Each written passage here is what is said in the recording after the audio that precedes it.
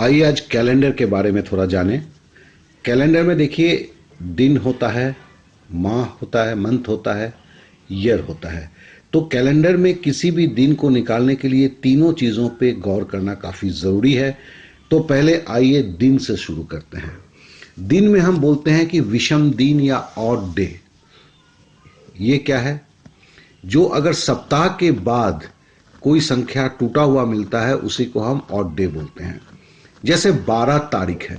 देखिए, खाली अभी अभी अभी हम दिन की कैलकुलेट कर रहे हैं, माह की नहीं कर रहे हैं, साल की नहीं कर रहे हैं। वैसे हालत में 12 तारीख मतलब क्या होगा? 12 को हम 7 से भाग देंगे। अगर 12 को 7 से भाग देंगे तो अवशेष क्या होगा? 5 होगा। तो ये 5 जो है ऑड डे हुआ। फिर आइए 17 को 7 से भाग, 17 तारीख का मतलब ये ऑड डे क्या कितना होता है, विषम दिन कितना होता है। तो 17 को हम 7 से भाग देते हैं, 7 दूनी 14। 14 के बाद 3 दिन जो हुआ, 3 दिन हुआ, ये अवशेष दिन हुआ। तो हम ऑड डे निकालना सीख गए कि जितनी भी तारीख होगा, जितना भी दिन होगा, उसको 7 से अगर भाग देते हैं। क्यों 7 से भाग देते हैं? कि देखिए, आपका सोमवार से रविवार जो ये 7 दिन होता है, इसीलिए 7 दिन से भाग देते हैं। तो भाग देने के बाद जो बचता है उसे ही ऑड डे या विषम डे विषम दिन बोलते हैं, दिवस बोलते हैं। अब आते हैं दूसरी चीज पर थोड़ा सा हम ध्यान दें। Leap year. लीप ईयर देखिए, जो साल संपूर्णतः 4 से भाग देने पर कट जाए उसे लीप ईयर कहते हैं। हम जानते हैं कि लीप ईयर जो है वो 29 दिन का होता है। जैसे पकड़ लीजिए 1960, 1960 को अगर 4 से भाग देंगे तो कट जाएगा, 490 में कट जाएगा, तो 1960 जो है लीप ईयर होगा। फिर देखिए 2008, यहां ध्यान दीजिएगा, पूरा साल लिखा जाता है, खाली 60 नहीं लिखा गया है, 60 नहीं, 1960 लिखा गया है। 2008, तो 2008 को हम 4 से भाग देते हैं तो ये कट जाता है 4 से संपूर्ण रूप से, अवशेष कुछ नहीं बचता है। तो ये भी एक लीप ईयर हुआ। अब देखिए, हम लीप ईयर में हम जानते हैं कि फरवरी 29 दिन का होता है, तो मतलब साल जो होगा 366 दिन का होगा। लीप ईयर में अगर लीप ईयर की कैलकुलेशन करते हैं तो हम लीप ईयर में 2 विषम दिन या 2 ऑड डेज होते हैं। जबकि अगर ऑर्डिनरी डे है, ऑर्डिनरी ईयर है, मतलब जो साल लीप ईयर नहीं है, उसमें ऑड डे 1 होता है।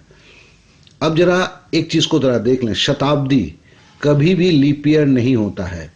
शताब्दी कभी भी लीप ईयर नहीं होता है। जैसा मतलब 100, 100वां साल, 200वां साल, 300वां साल, तो ये कभी लीप ईयर नहीं होता है। जबकि 100 को आप 4 से भागा देंगे तो कट जाएगा, 200 को 4 से भागा देंगे तो कट जाएगा, लेकिन ये लीप ईयर नहीं होते हैं। लेकिन इसका एक अपवाद भी है। 4 के गुणक मतलब 400, 800, 1200, 1600, 2000, ये जो है 4 के गुणक में जितने शताब्दी होते हैं, शताब्दी मतलब 100 साल का, तो ये सारे लीप ईयर होते हैं।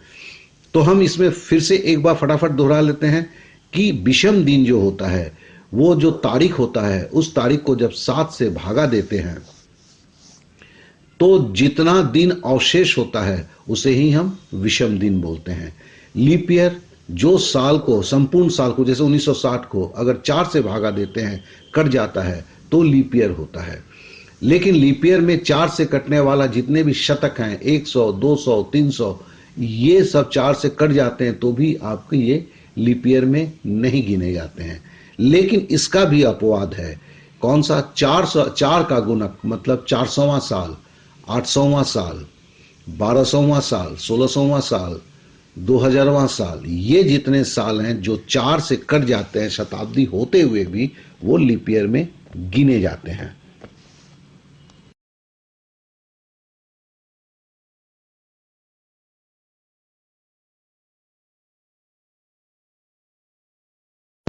अब हम आते हैं, जो साल लीप ईयर नहीं है उसको क्या बोलते हैं? ऑर्डिनरी साल है।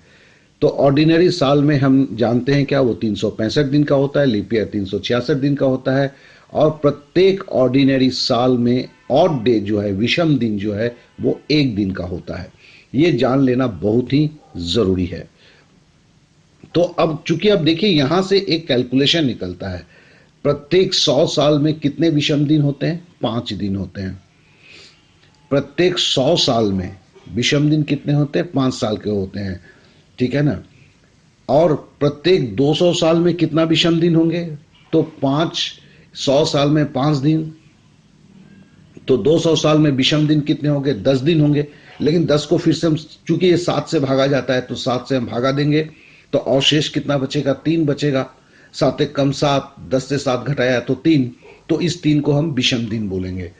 प्रत्येक 300 साल में कितने विषम दिन होंगे? प्रत्येक 100 साल में अगर 5 दिन होते हैं तो 300 साल में 3 गुना होगा, मतलब 15 दिन होंगे। लेकिन 15 को अगर 7 से भागा देते हैं तो 7 दूनी 14, एक विषम दिन बचता है, मतलब 1 ऑड डे होगा। तो 100 साल में 5 विषम दिन होंगे, 200 साल में 3 विषम दिन होंगे, 300 साल में 1 विषम दिन होंगे। और 400 साल में हर साल का 5 दिन होता है, तो 5 के 20। और चूंकि हमने जाना है कि 400वां साल जो है कभी वो आपका लीप ईयर होता है, मतलब उसमें एक दिन ज्यादा होंगे। तो देखिए इसलिए लिखा हुआ है 5 गुना 4 प्लस 1, मतलब 21 दिन। अब 21 दिन को अगर 3 से भागा देते हैं तो अवशेष कुछ नहीं बचता है। तो प्रत्येक 400 साल जो होता है उसमें कोई विषम दिन नहीं होते हैं। तो हमने विषम दिन, ये ऑर्डिनरी ईयर या ऑर्डिनरी साल किसको बोलते हैं? जो लीप ईयर नहीं होते हैं, और उसे हम ऑड डेज बोलते हैं, ठीक है ना। तो हर 100 साल में कितने विषम दिन होते हैं? 5 दिन होते हैं। तो 200 साल में कितने होंगे? तो 5 को 2 से गुना करेंगे 10 होगा, 10 को फिर 7 से भागा देंगे तो 3 विषम दिन होगा। प्रत्येक 300 साल में कितने विषम दिन होते हैं? तो 5 करके 300 साल में 15 दिन होंगे। 15 दिन को हम 7 से भागा देंगे तो 7 दूनी 14, एक अवशेष बचेगा, तो एक ऑड डेज होगा। फिर 400 साल में क्या होता है? कोई विषम दिन होता ही नहीं है। क्यों? क्योंकि 400 साल में हर 100 साल का 5 दिन होता है, तो 100 साल में होगा 20 दिन। और चूंकि 400, 800 ये सब लीप ईयर होते हैं, तो इसके लिए एक दिन इसके बढ़ जाएगा, तो इसलिए 21 दिन होगा। 21 को अगर 7 से भागा देंगे तो पूरा कट जाएगा, कोई अवशेष नहीं बचेगा। इसके लिए ये जो है 400 साल जो है ये आपका, इसमें कोई विषम दिन नहीं बचेगा। अब देखिए इन चीजों को एक बार और आप देख लें इस स्लाइड को फिर से ऊपर से नीचे करके, तब जाके ये चीजें आप में एकदम क्लियर हो जाएगा। तो फिर हम आगे के सवालों को बड़े व्यवस्थित रूप से कर पाएंगे।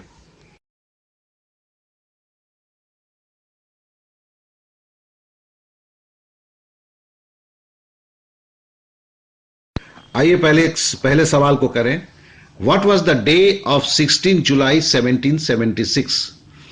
मतलब 16 जुलाई 1776 को कौन सा दिन था? देखिए इसको करने के लिए 1776 को हम कैसे तोड़ते हैं। देखिए 1776 के जुलाई महीने का मतलब है 1776 का साल तो पूरा नहीं हुआ है, तो उसके पहले का साल क्या होगा? 1775। 1775 को हमने तोड़ा 1600 प्लस 100 प्लस 75। सवाल उठता है क्यों? क्योंकि हम जानते हैं कि हर 400 साल में ऑड डेज 0 होते हैं। देखिए इसे हम ऑड डे के नजर में रखते हुए हम तोड़ रहे हैं।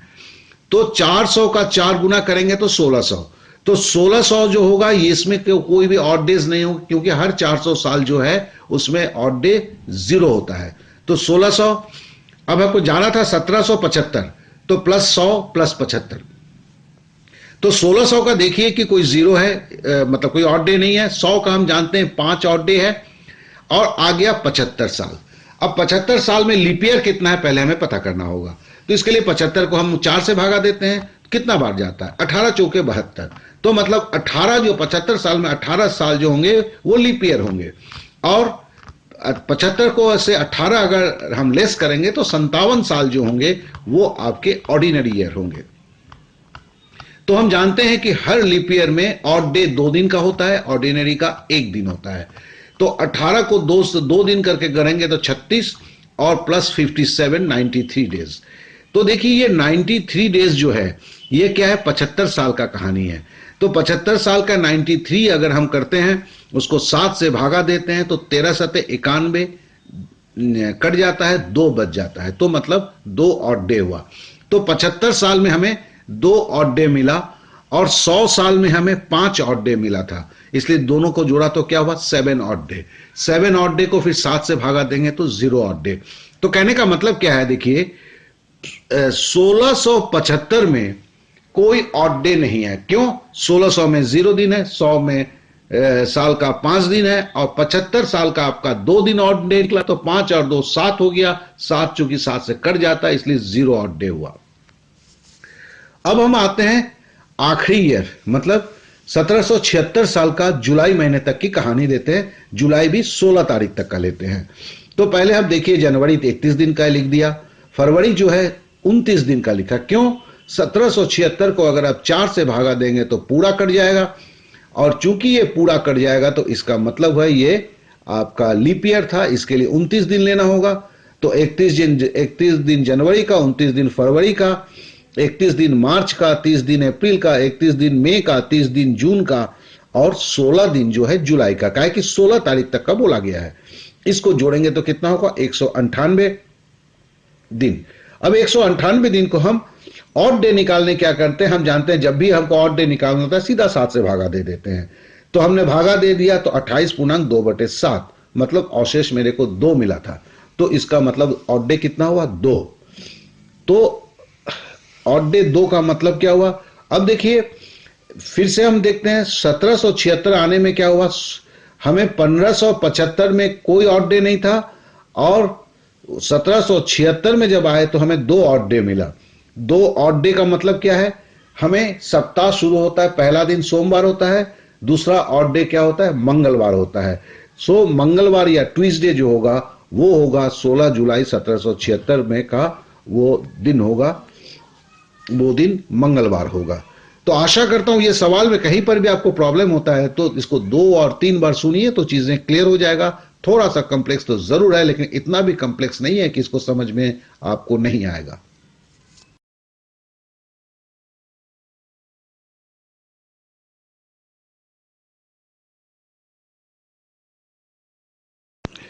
अब इस सवाल को देखें। It was Sunday on January 1 जनवरी 2006, मतलब 2006 के जनवरी का पहला जनवरी जो था वो रविवार था। Find the day of the week on 1 January 2010। बोलता है 1 जनवरी 2006 जो है वो रविवार था। तो बोलता है कि फिर बताओ मेरे को 1 जनवरी 2010 जो होगा वो क्या होगा। तो चलिए देखिए हम कैसे करते हैं इसे। हम पहले 2001 से 2010 तक लिखते हैं, ये क्या कहते हैं 8 तक लिखते हैं, नहीं ये सॉरी 10 तक लिखते हैं, 10 को उससे कैलकुलेशन करेंगे हम। तो देखिए जनवरी 2001, जनवरी 2002, जनवरी 2003, जनवरी 2004। देखिए जनवरी 2001 को 1 लिखा, 2 को मैं नीचे 1 लिखा, 3 के भी नीचे 1 लिखा, लेकिन 2004 के नीचे 2 लिख दिया। क्यों? हर साल का ऑड ईयर जो है 1 दिन का होता है, लेकिन 2004 लीप ईयर है चूंकि, इसके लिए क्या होगा 2 दिन का होगा। फिर हम आते हैं 2005, फिर हम आते हैं 1 दिन, फिर 2006 1 दिन, 2007 1 दिन, 2008। देखिए 2008 चुकी है, ये भी 4 से भागा जाएगा तो ये भी लीप ईयर होगा, ये 2 दिन का होगा। फिर 2009 ये भी 1 दिन हुआ, और 2010 का चुकी है। देखिए 2010 का तो हमने ये पहला दिन ही है तो इसलिए केवल 1 दिन लेते हैं, क्योंकि ये तो पूरा हुआ ही नहीं है। तो हम टोटल लेते हैं तो कितना होता है 12 दिन होता है। 12 दिन को हम टोटल ऑड डेज कितने हो गए 12 दिन हो गए। 12 को हम 7 से भागा दिए तो अवशेष कितना बचेगा 5। तो मतलब 5th डे ऑफ वीक होगा, सप्ताह का 5वां दिन होगा। सप्ताह का 5वां दिन क्या होता है? सप्ताह का 5वां दिन आपका शुक्रवार या फ्राइडे होता है। फिर से हम एक नजर इस क्वेश्चन पे देखते हैं। पूछा गया था 1 जनवरी 2006 जो था वो रविवार था, तो हमें बताने के लिए बोला गया था 1 जनवरी 2010 क्या होगा। तो हमने कैसे किया, 2001 से 2010 को पहले लिख दिया। 2001 ऑर्डिनरी साल है, इसके लिए 1 ऑड डे होगा। 2 ऑर्डिनरी साल है, 1 होगा। 2003 ऑर्डिनरी है इसलिए 1 होगा। लेकिन 2004 जो है वो चूंकि लीप ईयर है इसलिए ऑड डे 2 होगा। 5, 6 एक एक होगा, 7 भी एक होगा। 2008 जो है चूंकि वो ऑड डे है, 2 दिन हो, ये लीप ईयर है इसलिए 2 दिन ऑड डे होगा। 2009 एक होगा, और 2010 का चूंकि वो पहला दिन है इसके लिए उसके ऑड डे एक ही आएंगे। तो हमने इसको जोड़ा तो हुआ 12 दिन। 12 दिन को हमने 7 से भागा दिया तो क्या हुआ, 5 हमें अवशेष दिन मिले। तो इस अवशेष दिन का मतलब हुआ 5th day of the week. 5th day जो होता है फ्राइडे होता है, इसलिए इसका उत्तर हुआ फ्राइडे।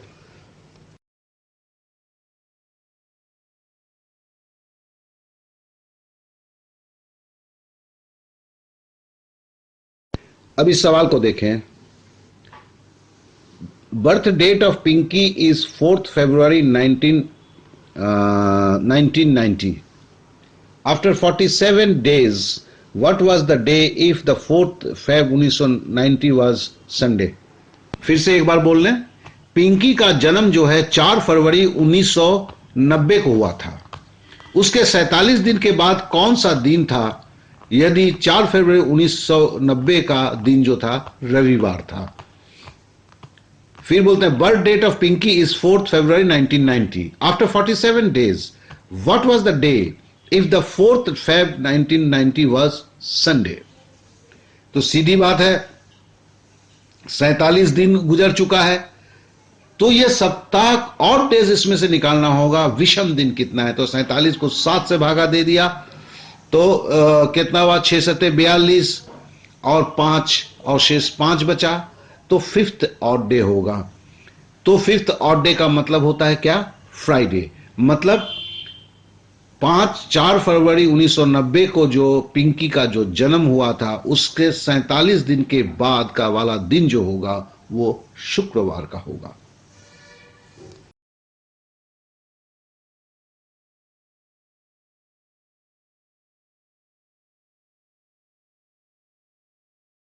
अब इस सवाल पे आते हैं, कौन सा दिन कभी भी शताब्दी का अंतिम दिन नहीं होगा? तो यह सवाल बड़ा ही प्यारा है। कौन सा दिन कभी भी शताब्दी का अंतिम दिन नहीं होगा? शताब्दी या सेंचुरी किसे कहते हैं? जो 100वें साल होता है ना, तो जैसे मतलब जिस साल के बाद 2 शून्य होता है उसको शताब्दी बोलते हैं। तो 100 वर्ष का जो हम जानते हैं कि ऑड डे क्या होगा, 5 होगा। 5th ऑड डे मतलब फ्राइडे हुआ। 200 वर्षों का ऑड डे हम जानते हैं कितना होता है। 200 वर्ष का ऑड डे कैसे निकाला जाता है? 100 वर्ष का 5 दिन होगा, 200 का 5 दूनी 10 होगा, 10 को फिर 7 से भागा देंगे तो फिर क्या अवशेष कितना बचेगा, 3। 3 का मतलब 3rd डे। सप्ताह का तीसरा दिन कौन है? वो है सोमवार, मंगलवार, बुधवार या संडे या मंडे, ट्यूसडे, वेडनेसडे। तो ये वेडनेसडे होगा। उसी तरह हम 300 साल का ऑड डे कौन सा होगा? तो 300 साल का है कि 100 साल का 5 दिन है, तो 300 साल का 3 से गुना करेंगे 15 होगा, 15 को 7 से भागा देंगे 1 होगा। 1 दिन मतलब है आपका मंडे या सोमवार। और हम जानते हैं कि 400 साल में क्या होता है, 400 साल जब होता है तो कोई ऑड डे नहीं होता है। तो मतलब क्या होगा, 0 ऑड डे। 0 ऑड डे का मतलब है रविवार।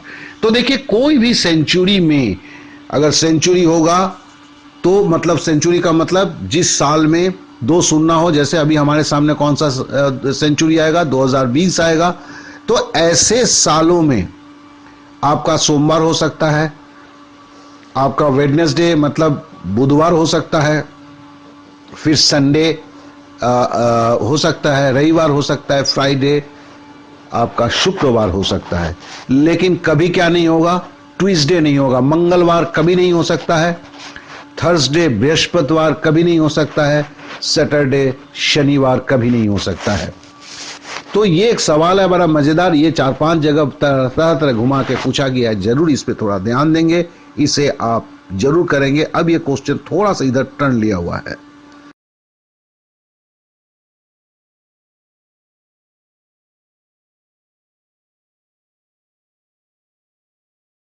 अब इस सवाल पे बहुत ज्यादा 400 वर्षों में लीप ईयर कितने दिन आएंगे? ये आपके पास 500 वर्ष में ही पूछा जा सकता है, एक बार तो 1200 वर्ष में पूछा था। तो पहले हम देखें इसको कैसे करते हैं। 100 वर्ष में हमने लिखा है 24 लीप ईयर। क्यों भैया? हम जानते हैं 4 से भागा देते हैं तो 1 लीप ईयर होता है। तो अगर 100 को 4 से भागा देंगे तो 25 होना चाहिए, तो 24 क्यों हुआ? तो देखिए 100 भागा 4 हमने लिखा है साइड में, 25 माइनस 1, ये माइनस 1 काहे का लिखा हमने? हम जानते हैं कि 100वां 200वां 300वां ये जो शताब्दी है केवल 400 वाला छोड़ के सब में वो आखिरी साल जो होता है वो लीप ईयर वाला नहीं होता है। इसलिए 25 से लास्ट जो 100वां साल था वो लीप ईयर नहीं होगा, इसके लिए एक साल घटा के 24 किया। सेम देखिए 100 से 200 साल, उसमें भी 100 को 4 से भागा दिया, 25 से 1 किया, वो भी 24 साल का होगा। 300 से 400 साल वो भी आपका हमने किया जो है 200 से 300 किया, वो भी आपका 24 साल का हुआ। और 300 से 400 जो साल है, 400वां साल जो है, हम जानते हैं कि 400वां साल लीप ईयर होता है। ये अपवाद में था, हर 100वां साल आपका ऑर्डिनरी होता है, लीप ईयर नहीं होता है, इसलिए उसमें 24 आपके लीप ईयर आते हैं, 25 नहीं आते हैं। लेकिन 400वां साल का जो 400 साल होता है, माने 400th ईयर जो होगा वो लीप ईयर होता है, इसलिए वो 25 होगा। तो क्या हम जोड़ेंगे तो क्या होगा? हम 24 तिया कितना होगा? 72 होगा, 72 के साथ 25 जोड़ेंगे तो 97 होगा। तो मतलब हर 400 साल में लीप ईयर जो होगा वो आपका 97 साल होगा। इसी तरह हमें दूसरे सवाल को भी करना है। तो आशा करता हूं कि कैलेंडर में देखिए ये जो 5 जो सवाल हैं काफी प्रमुख हैं और लोगों को इसको समझने में जरा प्रॉब्लम्स होता है। तो हमने इसको किया इस आशा के साथ कि अगर इसे आप 1-2 बार जरूर इसकी प्रयत्न करेंगे तो फिर कभी आपको ये जो कैलेंडर के ऊपर जो सवाल आते हैं वो आपको कभी धोखा नहीं देगा।